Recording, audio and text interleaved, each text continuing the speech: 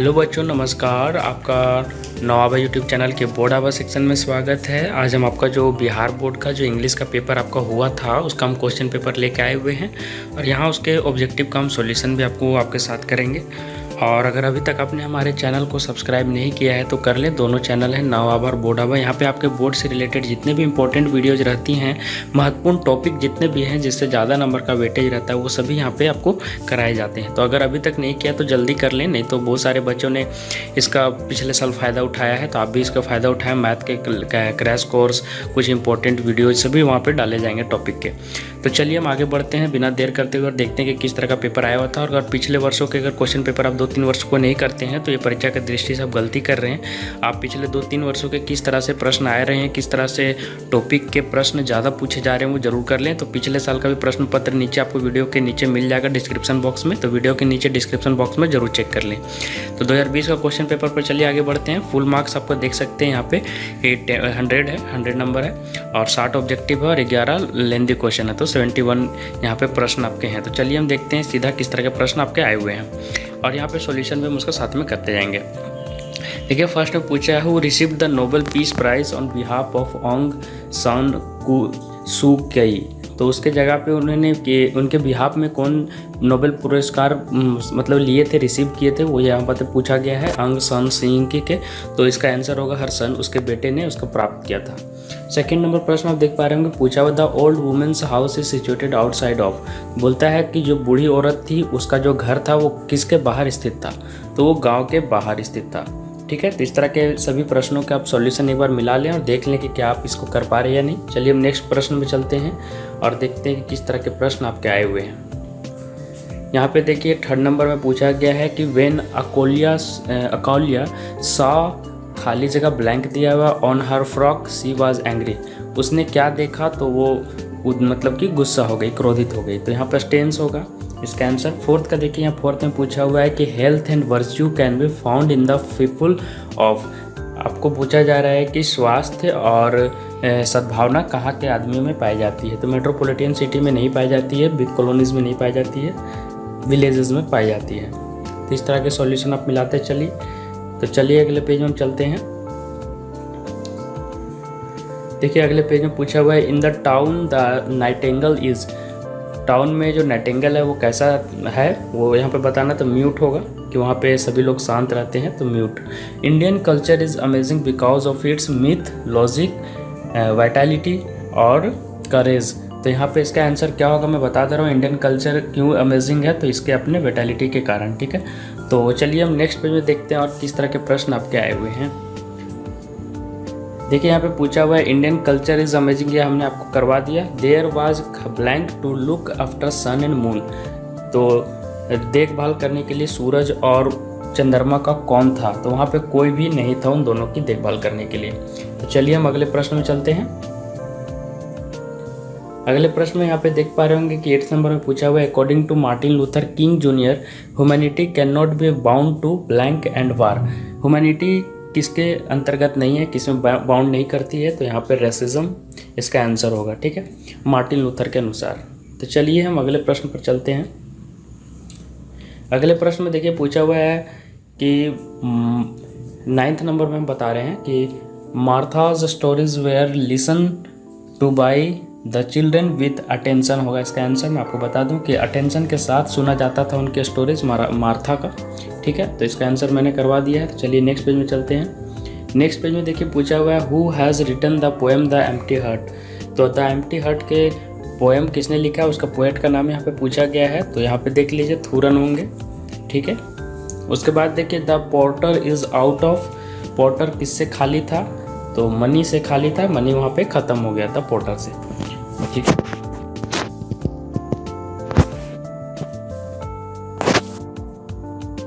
अगला प्रश्न देख पा रहे होंगे, पूछा गया है the poet in Ode on Solitude wants to live. इस पोएम को पोएट पूछा गया है, तो अनसीन लिखना होगा।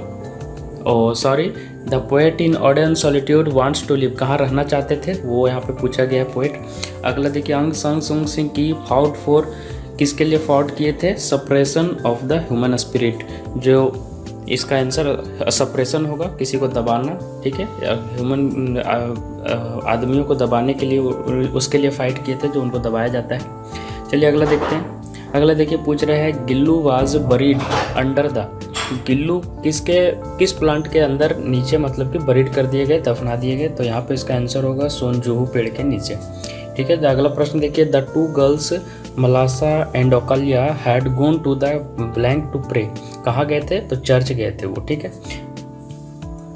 अगला देखिए प्रे करने के लिए चर्च गए थे, जैसा कि मैंने बताया। अगला प्रश्न देखिए यहाँ पूछा हुआ है, R C Hutchinson wrote that he watched a play in, कहाँ पे देखे थे, तो डबलिन में, ठीक है। When Gillu was happy he made a sound of, जब गिल्लू बहुत खुश था तो किस तरह की साउंड बनाया, तो वो चिक चिक की साउंड बनाया था, ठीक है। तो यहाँ पे सभी के आंसर का आपको मैच करना है।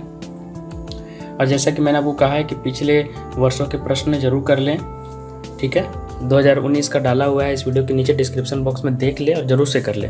अगला पूछा हुआ था, author finds himself in a hopeless situation when he goes to watch the, क्या देखने गए थे जो होपलेस अपने आप को अपने आप में कमज़ोर फील कर रहे थे, तो सिनेमा जब देखने गए थे तब, ठीक है। चलिए अगले प्रश्न में पढ़ते हैं। अगले प्रश्न देखिए पूछा हुआ, according to Jim nobody wants to do anything about ecology, ecology के बारे में कोई करना नहीं चाहता, ठीक है। इकोलॉजी मतलब कि जैव परितंत्र कहा जाता है, जैव परितंत्र। इकोलॉजी मतलब कि कोई पर्यावरण के बारे में सोचता नहीं है। The colour of Gillu's ice was, मतलब गिल्लू की आंखें की रंग क्या थी, तो गिल्लू की आंखें की रंग क्या थी, ब्लू थी, ठीक है। तो आप मिला ले अपने और एंड से सभी को। अगला देखिए क्या पूछा हुआ है कि एलर्जेंस आर ऑफ टाइप्स, कितने टाइप्स के थे, 2 टाइप्स के। जबरा वाज हल्कूज, जबरा हल्कू का क्या था, कुत्ता था, ठीक है। उसके कुत्ते का नाम था जबरा, ठीक है, हल्कू का। चलिए अगले प्रश्न में चलते हैं। अगले प्रश्न देखिए पूछ रहा है, the her voice and her narrow chin is from the poem, कहाँ से लिया गया है, मार्था से। According to the bet the lawyer had to remain in the cell for, मतलब कि शर्त के अनुसार the lawyer had to retain in the cell, कितने सालों के लिए वकील को जेल में रहना पड़ा, तो 15 यहाँ पे इसका आंसर होगा, ठीक है। चलिए अगले प्रश्न में चलते हैं। अगला प्रश्न देखिए पूछा हुआ है, राधाज फ्रेंड्स आर, कौन कौन उनके फ्रेंड्स थे, तो इसका आंसर होगा Radha's friends are worried about Radha, मतलब कि राधा की जो फ्रेंड थी वो राधा के लिए परेशान थी, उनके लिए परेशान थे, ठीक है। राधा के फ्रेंड्स सभी, ठीक है। तो ये देख लीजिए कि किनके लिए परेशान थे, वरीड थे, ठीक है, उनके लिए चिंता कर रहे थे। The polythene bag max a quick की नॉइज, ठीक है, ये आंसर होगा इसका, किस तरह का नॉइज बनाता है द पॉलीथीन बैग्स, तो इस पर प्रश्न था। अगला देखिए पूछा हुआ है, who has written the poem the sleeping potter. आपको मैं एक बात बता दूं कि सभी पोएम का आपको पोएट का नाम जरूर याद रखें, जैसा कि आप यहाँ पे देख पा रहे होंगे इस तरह के प्रश्न काफ़ी आए हुए हैं। तो पोएम और पोएट ये दोनों आपको जरूर याद रखना है। इससे 2-3 नंबर के प्रश्न देखिए यहाँ पे आए हुए हैं, तो इसका आंसर होगा लक्ष्मी प्रसाद देवकोटा, ठीक है। तो ये आप टिप इन सभी चीज़ों को भी करते जाएं जो मैं यहाँ पे टिप्स देते जा रहा हूँ। The blank of the koel has been cheered by the fire of love wings, तो पोएम पर यहाँ पे अच्छे प्रश्न आ रहे हैं, तो मतलब कि आपको पोएम की भी अच्छे से तैयारी करनी है, ठीक है। और इसके साथ साथ ही आपको स्टोरी के कुछ मेन टॉपिक याद रखने हैं कि जो कि आपके जो इम्पोर्टेंट वहाँ पे जहाँ पे मोड़ लिया है स्टोरी का, वहाँ से प्रश्न आपको दिए गए हैं। मिस्टर गैसलर वाजे, गैसलर कौन थे, तो यहाँ पे आपको बता दूं कि शू मेकर थे, जूते बनाते थे गैसलर, ठीक है। तो इस तरह के प्रश्न आपके आए हुए हैं, तो आपको अगर पूरा स्टोरी अच्छे से याद नहीं है, अच्छा से इंग्लिश को गो थ्रू नहीं किया है, तो आपको यहाँ पे बहुत ही परेशानी होने वाली है। MCQ जो बच्चे पढ़ते हैं उसके लिए बहुत ही आसान होता है, बहुत ही जल्दी कर देते हैं, लेकिन जो बच्चे पूरे कहानी को एक साथ पूरे पोएम को एक बार गो थ्रू नहीं करते उनको बहुत दिक्कत होता है। गेस्ट पेपर, गाइड, इन सभी जो चीज़ों से जो प्रैक्टिस कर रहे हैं उनको बहुत ही दिक्कत होने वाला है। इसलिए मैं कह रहा हूँ कि पूरे किताब को आपको एक बार गो थ्रू करना है, सबके बारे में पता होना चाहिए कि कौन क्या है, तभी आप मार पाओगे, ठीक है। यहाँ पे लेंथी क्वेश्चन है नहीं, तो MCQs कहीं से भी दिया जा सकता है, तो इसकी प्रैक्टिस आपको पूरे कहानी पूरे पोएम को 1-2 बार गो थ्रू कीजिएगा तभी पता चलेगा। बिना पानी मोहांटी इज वेल नोन क्या थी, ओरिया शॉर्ट स्टोरी राइटर, वो स्टोरी राइटर थी, है ना, बिना पानी। इसके बाद देखिए, nobody is willing to do anything about ecology is said by, ecology के बारे में कोई कुछ ध्यान नहीं देता, कोई इसके बारे में करने को इच्छुक नहीं होता, किन्होंने कहा है, जिम ने कहा है, ठीक है। इकोलॉजी के बारे में मैंने अभी भी बताया था। देखिए अगला प्रश्न पूछा गया, ओकालियाज मदर स्ट्रक कहाँ पे, Okalia's mother struck Malasa's mother, ठीक है, तो ये आंसर होगा। अगला देखिए, the in Indian film should steer clear of inconsistencies, ठीक है, ये आंसर होगा इसका, कि इंडियन फिल्म किससे साफ होना चाहिए, ठीक है। तो इस तरह के प्रश्न आपके आए हुए हैं, किससे मुक्त होना चाहिए। अगला देखिए यहाँ पे पूछा हुआ है कि who switched on the heater for Gillu, Gillu के लिए स्विच किसने ऑन कर दिया था, तो द ऑथर ने ऑन किया था, ठीक है। Rapid movement gives U A superficial sense of, बोलता है रैपिड मूवमेंट मतलब तेज़ी से अगर आप कहीं चलते हो तो क्या आपको इसका सेंस देता है, तो ड्रामेटिकल सेंस, ठीक है, ड्रामा इसका आंसर होगा चैप्टर के अनुसार। अगला देखिए पूछा हुआ है कि according to Jim who uses appliances the most, appliances को सबसे ज़्यादा यूज़ कौन करती हैं। अप्लायंसेस मतलब होता है मशीनरी चीज़ें जो सामान जैसे कि कुकर, कूलर, ऐसी ये सभी जितने अप्लायंसेस आते हैं, आयरन, ठीक है, समझ रहे होंगे आप, तो ये सभी वुमेंस लोग ज़्यादा यूज करती हैं अकॉर्डिंग टू जिम। चलिए अगले प्रश्न पर चलते हैं। यहाँ पे पूछा हुआ है बाजार गया है, तो इसका ट्रांसलेशन क्या होगा, वह बाजार गया है, तो यहाँ पे इसका आंसर क्या होगा आपको देखना है। तो मैं बता दूं कि इसका आंसर होगा he has gone to market, ठीक है, क्योंकि ये प्रेजेंट परफेक्ट टेंस का है, तो यहाँ पे इसका आंसर यही होगा, he has gone to market, वो बाजार गया। उसके बाद देखिए अगला प्रश्न पूछा गया है, अगला प्रश्न पूछा गया है कि उसने या तुमसे या किसने कहा, तुमसे या किसने कहा, तो इसका आंसर सेकंड होगा, ठीक है, who said this to you, ठीक है। चलिए अगले प्रश्न की ओर बढ़ते हैं। अगला प्रश्न देखिए पूछा है तुमने गलती की है मतलब यहाँ पे भी परफेक्ट टेंस से ही बनेगा, प्रेजेंट परफेक्ट टेंस, तो यू हैव मेड मिस्टेक, ये आंसर होगा, ठीक है। मिलाते जाएं, तस्वीर दीवार पर है, ठीक है, तो यहाँ पे आंसर होगा द पिक्चर। यहाँ पे देखिए सब्जेक्ट तस्वीर है, सब्जेक्ट, तो सब्जेक्ट में द पिक्चर जहाँ पे आगे होगा वही सब सही होगा। On the wall is picture एकदम गलत है, wall is on the picture एकदम गलत है, picture is in the wall नहीं होता है, ऑन द वॉल होता है, ठीक है। तो आप इस तरह से देख सकते हैं। इसी तरह ऊपर में भी देखते जाएं किस तरह से इंडेफिनिट में है, कॉन्टिन्यूअस में है, टेंस की अच्छे से प्रैक्टिस करें। चलिए देखिए अगला प्रश्न क्या पूछा हुआ है, माया इज सफरिंग, क्या लगेगा यहाँ पे, फ्रॉम फीवर, ठीक है, तो यहाँ फ्रॉम इसका आंसर सही होगा। यहाँ पे आपका प्रीपोजिशन से प्रश्न है, तो प्रीपोजिशन का अच्छा यूज है, तो प्रीपोजिशन की प्रैक्टिस करें। प्रीपोजिशन भी आपका ग्रामेटिकल में अच्छा नंबर का यहाँ पे वेटेज दिया हुआ है। सी इज़ नॉन टू मी, ये टू लगता है यहाँ पे हमेशा, देखिए ये रटा हुआ है, सी इज़ नॉन टू मी, वो मुझे जानती है, वो मुझे जानती है, ठीक है। तो अगला प्रश्न देखिए, शीला लिव्स, देखिए यहाँ पे भी प्रीपोजिशन से प्रश्न है, तो देख पा रहे होंगे प्रीपोजिशन का बहुत ही अच्छा वेटेज और टेंस का, तो टेंस और प्रीपोजिशन की प्रैक्टिस बहुत ही अच्छे से करें। Sheela lives with her parents होता है, ठीक है, बाय हर पेरेंट्स तो एकदम नहीं होता है। जब आप किसी के थ्रू चलते हो, जैसे कि आप उसने बस के द्वारा वहाँ गया, तो वहाँ पे बाय लगता है, बाय बस ही गोन देयर, ठीक है, तो वहाँ पे बाय लगता है। ऑन मतलब कि किसी के जैसे कि टेबल के ऊपर कोई वस्तु अगर रखा हुआ है, यहाँ पे बोर्ड रखा हुआ है टेबल के ऊपर, तो वहाँ पे ऑन लगता है, ठीक है। 8 अगर किसी स्पेसिफिक टाइम पर है, जैसे कि 8 बजे, 8 बजे, 9 बजे, तो 8 o'clock, 9 o'clock वहाँ पे लगता है। तो इन सभी की यूजेज आप पढ़ लें एक बार। चलिए देखिए, the room is full of होगा, ठीक है, फुल ऑफ पीपल, बहुत सारे लोग वहाँ पे हैं। एट का एकदम यूज यहाँ पे नहीं होगा, बाय भी नहीं होगा, ठीक है।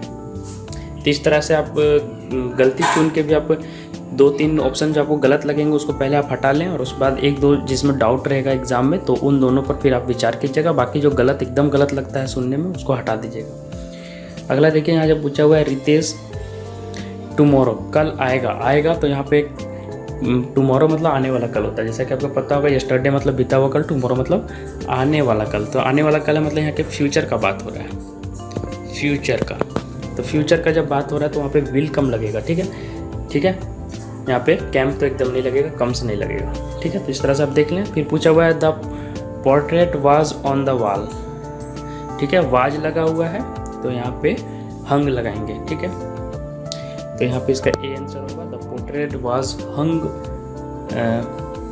ऑन द वॉल, वहाँ पे टंगा हुआ है तस्वीर। चलिए अगले प्रश्न में देखते हैं। अगला प्रश्न देखिए पूछा हुआ है keep quiet we are, listening to the prime minister's speech. Are लगा हुआ है मतलब कॉन्टिन्यूअस टेंस में है, तो लिसनिंग लगेगा।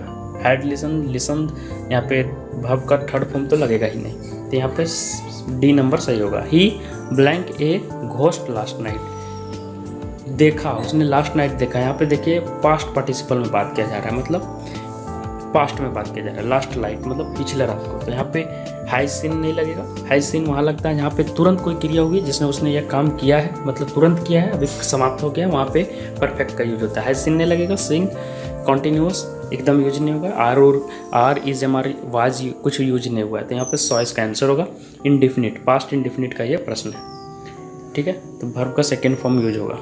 चलिए अगला प्रश्न देखिए। अगला प्रश्न पूछा हुआ है ही सेड। यहाँ पे देखिए अब इनडायरेक्ट स्पीच पर प्रश्न है। इनडायरेक्ट स्पीच पर जब प्रश्न रहता है तो आप नरेशन के अच्छे से प्रैक्टिस कर लें। नरेशन से भी प्रश्न अगर रहने वाला है, अगर आपका नरेशन आपके सिलेबस में है तो इससे 3-4 प्रश्न पक्के रहेंगे, तो इसको आप जरूर से प्रैक्टिस करें। He said where is my car. देखिए ये पूछ रहा है एक तरह से कि मेरी कार कहाँ पर है। ही सेड, उसने कहा वेयर इज़ माई कार, मेरा कार कहाँ है। तो इस तरह के प्रश्न में टोल्ड नहीं लगता है। ठीक है, इंक्वायरी तो कर भी नहीं रहा है। इंक्वायरी करना मतलब किसी के बारे में पता लगाना हो, तो वो कर नहीं रहा है, यहाँ पे पूछ रहा है, तो ये ए आंसर सही लग रहा है। He asked where was his car. और यहाँ पे माई किस में बदला है, माई सब्जेक्ट के अनुसार बदल गया है हिज में, ही का हिज बनता है। ठीक है, तो इस तरह से आपको याद रखनी है। यहाँ पे ऐसे नहीं लगा दीजिएगा he asked where was my car, वो इस तरह से नहीं लगता है। ही के अकॉर्डिंग लगेगा, ही के अकॉर्डिंग यहाँ पे क्या लगेगा, हिज। ठीक है, और आस्क्ड के कारण यहाँ पे वाज लगता है। तो इस तरह की नरेशन की प्रैक्टिस आप करें। देखिए 50 नंबर में पूछा हुआ है कि Sunita said to me thank you. क्या कहा उसने, Sunita said to me thank you. सीधा इसका बना दीजिए सुनीता थैंक मी। ठीक है, चलिए अगले प्रश्न में चलते हैं। अगले प्रश्न में देखिए नरेशन से बहुत ही प्रश्न है, तो इसको अच्छे से आप जरूर कर लें। My father said to me go home. मेरे पिता ने कहा घर जाओ। तो क्या किया, ऑर्डर दिया। यहाँ पे पापा ने ऑर्डर दिया है। ठीक है, तो यहीं पे ये सही होगा। My father order to me to go home, मतलब मुझे घर जाने को कहा। ठीक है, चलिए अगले प्रश्न पर चलते हैं। अगला प्रश्न देखिए पूछा हुआ है Asha said I never eat fish. मैं कभी मछली नहीं खाती हूँ, सीता ने कहा, आशा ने कहा। तो Asha said that she never ate fish, ये आंसर इसका सही होगा। ठीक है, चलिए अगले प्रश्न पर चलते हैं। अगला प्रश्न देखिए यहाँ पे पूछा हुआ है कि आपको यहाँ पे जो सही ऑप्शन है वर्ड मीनिंग का वो आपको यहाँ पे टिक मारना है। तो फेयरी का स्पेलिंग क्या सही होगा, तो यहाँ पे 53 का सी होगा। 54 में क्वेरल का पूछ रहा है, लड़ाई झगड़ा, तो क्वेरल का स्पेलिंग ए वाला सही है, देख लें। टूरिस्ट का पूछ रहा है, टूरिस्ट में यू तो लगेगा नहीं, टी के बाद TOUR टूर होता है, टूर के से टूरिस्ट बना। ठीक है, तो इन सभी की प्रैक्टिस करें। देखें आप वर्ड मीनिंग से भी पूछा गया है यहाँ पे प्रश्न। अगला देखिए पूछा हुआ है जेलस। जेलस में GEALOUS होता है, तो ए ऑप्शन यहाँ पे सही होगा। पैसिव बनाना है। देखिए पैसिव वॉइस में आपका ग्रामर का बहुत ही अच्छा वेटेज है, देख पा रहे होंगे। तो आप ग्रामर की प्रैक्टिस बहुत ही अच्छे से करें। आपका अगर ग्रामर वीक है तो आपको काफ़ी ज़्यादा लॉस होने वाला है आपके इंग्लिश के पेपर में। इसलिए मैं कहूँगा कि इंग्लिश के पेपर में आपको अगर अच्छा करना है तो आप ग्रामर ज़रूर अच्छा कर लें। Passive voice of mister Sinha teaches. Teaches है तो मतलब प्रेजेंट इंडेफिनिट में है। ठीक है, अस फिजिक्स इज, तो इसका ट्रांसलेशन में बनेगा तो यहाँ पे आर लगेगा। ठीक है, helping verb is am are use होता है जब पैसिव वॉइस बनता है इंडेफिनिट का, अगर आपको पता होगा। तो यहाँ पे टीचेस अस, अस यहाँ पे ऑब्जेक्ट है तो ये यहाँ पे सब्जेक्ट बनेगा। ठीक है, तो वी आर टाउट, टीच से बना टाउट, थर्ड फॉर्म यहाँ पे यूज होता है। फिजिक्स बाय मिस्टर सिन्हा, यहाँ पे इनको ऑब्जेक्ट बना दिया मैंने। तो देखिए ये ऑप्शन ए सही होगा। ठीक है, तो चलिए अगले प्रश्न में चलते हैं।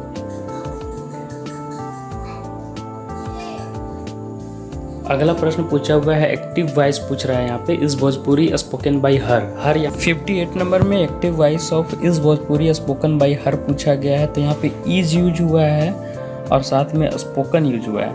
ठीक है, तो प्रेजेंट इंडेफिनिट के बाद ही इज लगता है, इज एम आर, और सीधा थर्ड फॉर्म लगता है भीतरी। अगर यहाँ पे बीइंग रहता तब कॉन्टिन्यूअस बनता, लेकिन यहाँ पे एक्टिव वॉइस इसका पूछा गया है तो इज लगा हुआ है। इसका मतलब डू डज का यूज होगा क्योंकि ये इंट्रोगेटिव प्रश्न है। इज है, इज लगा हुआ है, प्रश्नवाचक चिन्ह लगेगा इज, तो इज के लिए यहाँ पे ये हो गया इंट्रोगेटिव सेंटेंस, तो इसका इंडेफिनिट में क्या बनेगा, डू या डज यूज होगा, ठीक है। लेकिन यहाँ पे सब्जेक्ट कौन है बनेगा, यहाँ पे देखिए पहले ऑब्जेक्ट यहाँ पे जो रहता है वो सब्जेक्ट बनता है, तो यहाँ पे ऑब्जेक्ट हर है, पैसिव एक्टिव वॉइस इसमें पूछ रहा है इसको, तो ये ऑब्जेक्ट जो है पैसिव वॉइस में अब क्या बनेगा, सब्जेक्ट बनेगा। तो सी के अकॉर्डिंग क्या लगेगा, डज, तो स्टार्टिंग में डज होना चाहिए। तो देखिए डज सी स्पीक भोजपुरी, ये आंसर सही होगा, ठीक है। तो ये आंसर सही होगा बी नंबर। चलिए अगला देखिए, अगला पूछ रहा है active voice of your shoes should be taken of, तो इसका आंसर होगा टेक योर शूज ऑफ, ठीक है। तो उसका पैसिव वॉइस यहाँ पे दिया हुआ है। अगला प्रश्न देखिए, अगला प्रश्न लास्ट में पूछा हुआ है passive voice of I help the old women is, इसका पैसिव वॉइस पूछ रहा है कि the I help the old women, तो the old women was helped by me, तो ये आंसर सी सही होगा। तो 60 का सी नंबर यहाँ पे सही होगा, the old women was helped by me. यहाँ पे जो ओल्ड वुमेन है जो ऑब्जेक्ट है, यहाँ पे सब्जेक्ट बन गया द ओल्ड वुमेन, और आई जो यहाँ पे सब्जेक्ट था वो ऑब्जेक्ट बन जाएगा, ठीक है। और हेल्प्ड है तो मतलब पास्ट इंडेफिनिट है, तो उसके बदले में वाज यूज होगा, और V3 यहाँ पे हेल्प्ड लगेगा, ठीक है। तो इस हिसाब से यहाँ पे सी ऑप्शन सही होगा। तो यहाँ पे आज का क्वेश्चन पेपर समाप्त हो गया है, जितना ऑब्जेक्टिव था। आशा करता हूँ ये वीडियो पसंद आया है। कि बाकी विषयों का क्वेश्चन पेपर आपको चाहिए और साथ में पिछले वर्ष का चाहिए, तो सभी क्वेश्चन पेपर बाकी विषयों के भी और पिछले वर्षों के भी सभी इस वीडियो के नीचे डिस्क्रिप्शन बॉक्स में मिल जाएंगे। और अगर अभी तक हमारे चैनल को सब्सक्राइब नहीं किया तो कर लें। और आपको आपके आने वाले आगामी एग्जाम के लिए नवाबा की तरफ से, नवाबा परिवार, बोर्ड आभा परिवार की तरफ से ढेर सारी शुभकामनाएं। आज का दिन शुभ हो, आप इसी तरह आगे मेहनत करें और अपने एग्जाम की तैयारी करें। तो आज के लिए बस इतना ही, धन्यवाद।